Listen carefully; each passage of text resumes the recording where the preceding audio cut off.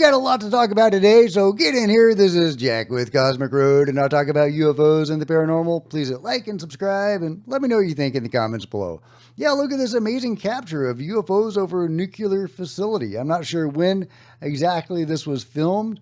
Obviously, it's grainy footage as usual, but really a striking capture of this opening video here of this fleet of UFOs. Look how they're moving around each other.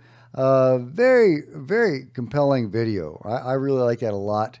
And here is going over the actual facility itself. You see this again, this fleet of UFOs. What are they doing? What are UFOs doing when they go over our nuclear facilities? Why are they attracted to our nukes? Is it, to draw energy from them? Is it make sure that we're not misusing the technology? Some other reason? I mean, they go over our military bases. Is it just part and parcel of that general activity? Is that surveillance? What is that? It's, I think, an important question to figure out. What are they doing? Of course, UFOs everywhere. Booga UFO in rural parts of South America.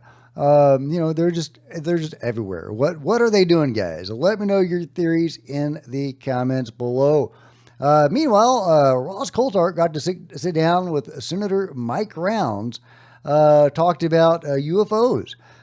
They talked about the UAP Disclosure Amendment. Intelligence, NHI, 24 times. It's a very bold statement, isn't it, by the Senate and by the Congress of intention. You seem to be suggesting there that there is a there to be found. Our intent was to make sure that there wasn't an assumption by folks who were following it that we were trying to hide anything. And our goal was to say, look, if there is any of this, which, a lot of folks out there have questioned whether or not after all these years there was contact that we had with entities, intelligence that was not of this earth and so forth. We just thought, rather than beating around the bush, let's just say, look, if there's any of that out there, then let's disclose it. Let's make that available, or at least collect it. And then at some point, based upon a commission's review of it, to determine any national security concerns, to be able to share that information at the appropriate time. It was not put in there because of any evidence that I had or that I believe Senator Schumer had that would suggest that we had a smoking gun. But rather, let's have clarity. Let's lay this thing out and make sure that the American public would know that if there was such information that existed, we were directing that it be preserved and that it be delivered for appropriate persons and for review by this select committee. Yeah, well, I support the creation of a select committee to get to the bottom of it, but he does mention national security interests. I don't support hiding anything. Rip the Band-Aid off, get it all out there. We need to know what the hell is going on. UFO Control Group is assisting in abductions. They have likely made deals with various entities. They are shooting down UFOs of other races, possibly involving humanity in some sort of proxy war. We don't know what's going on. We need to know what's going on. There should be no veil of secrecy. The general public should know what sort of world we're living in and what entities we are allied with or at war with. And why the hell are there abductions, and why is the control group assisting in those?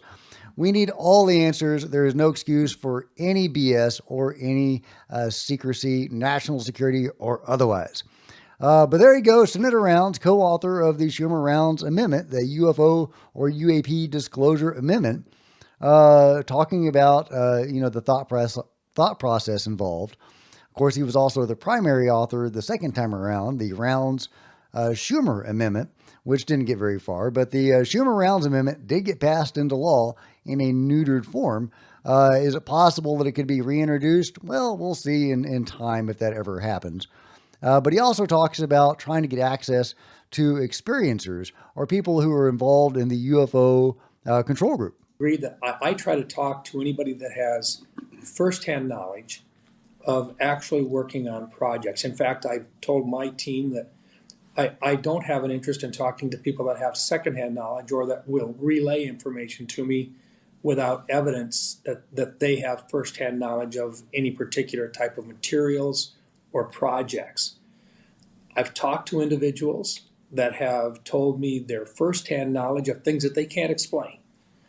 But I have never gotten to the point where I could determine what it was as an item or a project or a platform, that what it really is. And so, are there things that I can't explain based upon direct information from individuals that have observed information or materials? The answer to that is yes. But I have nothing that would suggest that it is of out of this world origin, except that we can't explain at that point the physics that appeared to be employed. So whether it's from one of our adversaries or whether it's from a unique project here within the United States, I simply don't know, and I won't draw conclusions. Okay, but at least he's saying there does seem to be some there, which is encouraging. Senator Rounds really needs to get in touch with Jeremy Corbell, who says that he has UFO whistleblowers ready to go to testify before Congress. There are whistleblowers, and there are 3 who have confirmed to me, firsthand whistleblowers, that they will testify under oath publicly at Congress. Congress needs to respond to this video. It is time for them to respond to this, because I have people that are willing to testify at the next congressional hearing on UAP. There will be more hearings. If they have courage, there will be more hearings. And I have 3 firsthand witnesses that they can put up to testify. Well, Anna Paulina Luna has said that there will be another UFO hearings at some point after the 4th of July. We'll see if that happens. The last UFO hearing was scrapped. I'm hoping that means they're saving, some really good stuff for the UFO hearing, that they're trying to get all their ducks in a row to make something really significant happen, because now they have David Grush as a staffer for Eric Burleson. Theoretically, ideally, David can give them the names of people to call that will actually have real evidence to present, people that have actually worked on UFOs. So, the possibilities are there. The possibilities for something really significant, something really juicy, is there to come forward in the next few weeks or months. So we'll see if that happens. I'm not holding my breath for that. I think it's more likely we'll get something like we did in the last go round, where we have knowledgeable people talking about things that are really going on, but without being able to present any evidence and without any direct involvement in the UFO reverse engineering or other operations. But hey, let me know what you guys expect, and if you think Rounds needs to talk to Jeremy's whistleblowers, and if he would be interested, because obviously you have to wonder, how much does Rounds know? How much is he holding back? Somebody in Congress is preventing others from getting access to special access programs. Is it Rounds? Is it Turner? Is it who is it? Who's pulling the strings? Who is in control of this information, and who is preventing other people in Congress, Arrow, and the general public from learning the truth? Meanwhile, this is a really cool video from Impossible Visits, a great UFO channel that I just discovered, and they are taking us through some evidence about some really anomalous things going on in our skies. They call them sublanimals, invisible creatures made visible. And here's an example of that. The fact that this is on camera, and we are allowed to zoom in and slow down, is the only reason we're even able to appreciate that there's something going on above us like this. It's just bananas. And look at this.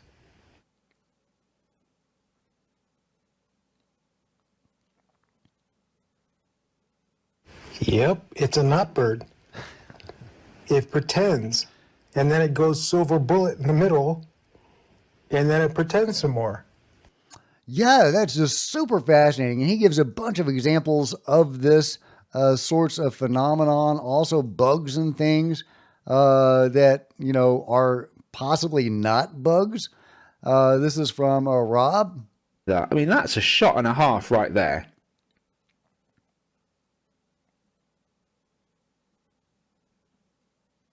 What Rob captures are some kind of blazing fast creatures with apparent wings, but otherwise not shaped quite like birds or bugs. Typically, they show a dark, bulbous body. Rob calls them hockey pucks. On this day, he was filming at a fresh crop circle.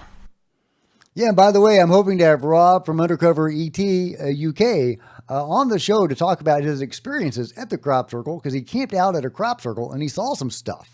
And everybody should go check out his channel, Undercover ET UK, where he has a bunch of videos of what he considers dragon UFOs.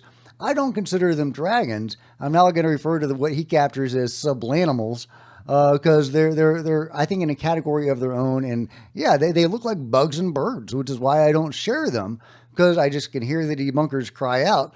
But as this video makes a really good point of, they're not bugs or birds. Just another circle, exactly the same. I think this is one of the smaller ones, and then we've got a large one next door.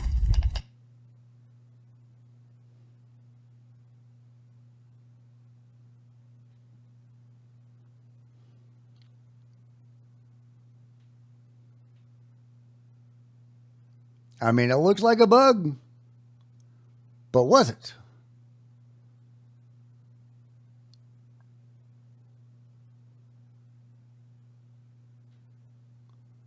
I don't know. You tell me, guys.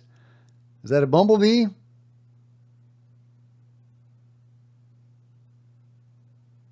Very fast, weird-looking bumblebee. Here's another one. Look at this weird-looking gizmo up in the tree. And we'll see it move in a moment. And you tell me what you think this thing is. A bird, a bug, something more anomalous? What do you think that is? And this allows me to establish further metrics. It traveled 14 feet in 0.37 of 1 second, which comes out to a speed of 28 miles per hour. Only dragonflies go this fast, but their shape is very different. Yeah, that's a dragonfly. That's why Dr. Robert Scheip of Custodian File thought, what he was seeing was originally dragonflies before his research convinced him that, nope, they weren't dragonflies. But yeah, so what are these things, these sublanimals? And how do they relate to dragon UFOs, which do sometimes have wings, even though they can be proven to go behind distant objects like planes or helicopters going at incredible speeds? I mean, let me know. Maybe you think they're all bugs and birds, and that's fine. But for myself, I'm convinced that at least some of these things are more anomalous, and I think this is just super fascinating. Is this the phenomenon giving us something that we would expect to see, manifesting in ways that we can understand? Is this the phenomenon spying on us? What is it? If it is the phenomenon spying on us, why is it doing it in ways that don't correspond to known bugs? What's going on, guys? The phenomenon is so weird. Sometimes it will impersonate, planes or helicopters.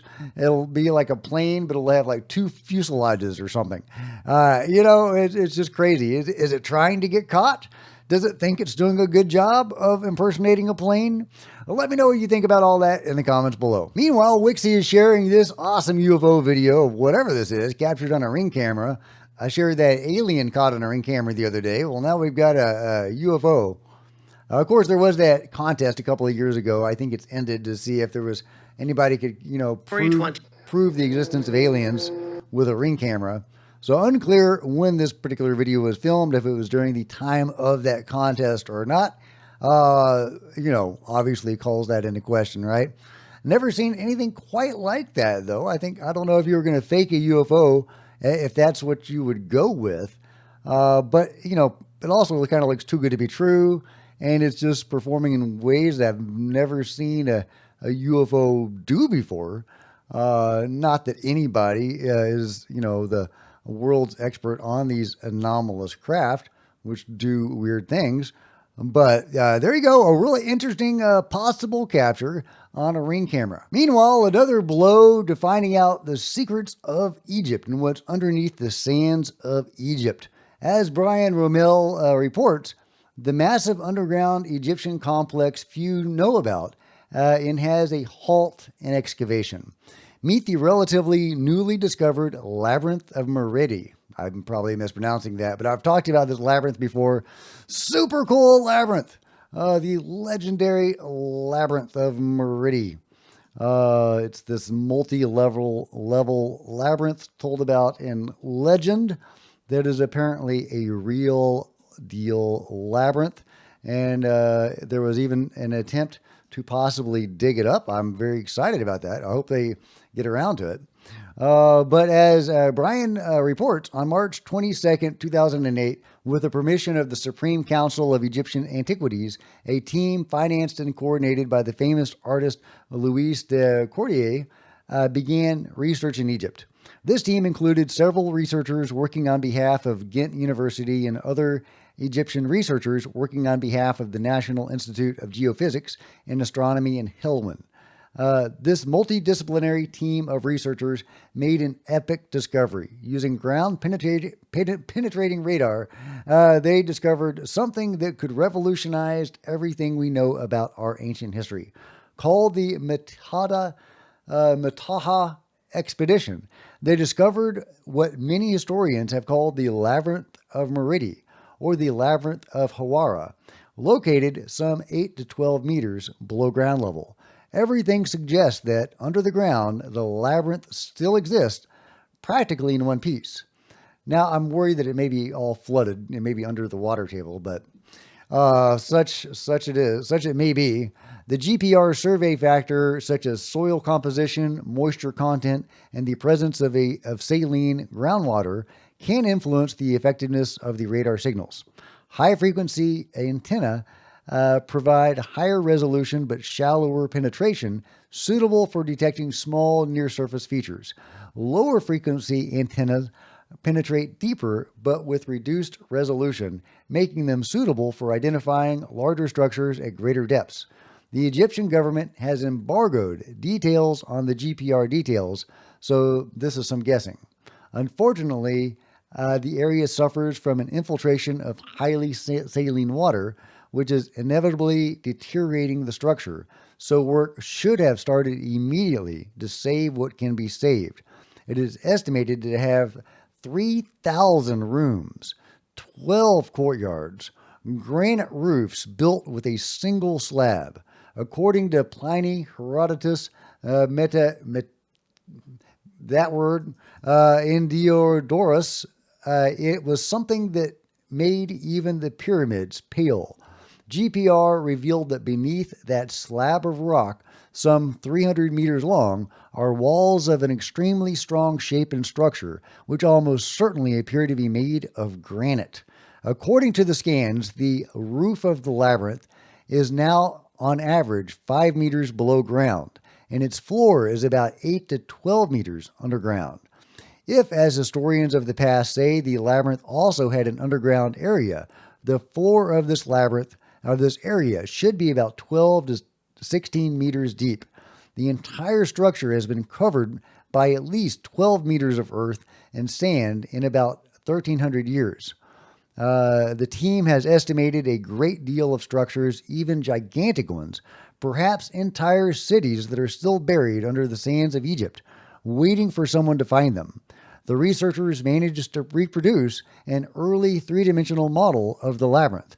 But for reasons not very clear, after giving the go-ahead for the work, the Supreme Council of Egyptian Antiquities not only froze the project, but ordered all researchers involved, the majority of whom are Egyptians, not to disclose the results of the research. Of all the researchers found, there remains the video presentation of the conference held in Belgium immediately after the discovery, and a link is given. It is speculated that the natural caves with which this labyrinth is connected to may contain traces of the passage from 75,000 years ago? Okay. Well, however old this thing is, it is a mythical, storied labyrinth. And we need access to this. There could be some real fascinating answers to be found in this thing. I'm encouraged that the authorities were at one point going to allow this to be excavated. And that would have been incredible. And this is the Pyramid of Hawara. That's where it is. It's not with the 3 pyramids of Giza, but it is not far away. What is down there? How does it possibly relate to the megastructures under the Giza Plateau, if those exist? I am super fascinated by that potential discovery. I hope that can be vetted, validated, that other teams can be get involved, that it can be dug up. I have to imagine that it might relate in some way to this labyrinth. But that's just guessing until we dig it up. But if they halted excavation on the labyrinth, what are the chances they're going to allow excavation on the megastructure? And why did they silence people, if Brian is correct on that? Again, how will that impact the research into the megastructure under the Giza Plateau? Let me know what you think about it. Last but not least, nope. Nope. Nope. That's a nope. That's a nope for me. Let me know if you would go into this incredible cave, which does look spectacular, if you're willing to go into some tight places, and that is just gorgeous. But if you're claustrophobic, that's a no.